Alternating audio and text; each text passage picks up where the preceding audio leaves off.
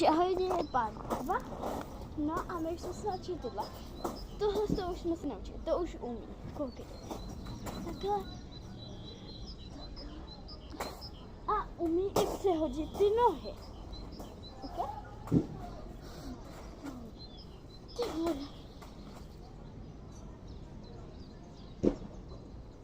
No.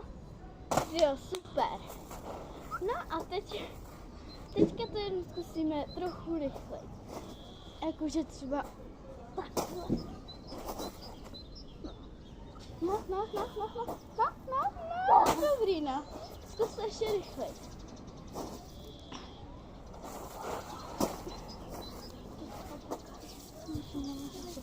Už to končí dělat. Jo, super, už se to naučila. No a takhle se to můžete naučit, ale musíte to skoro dělat.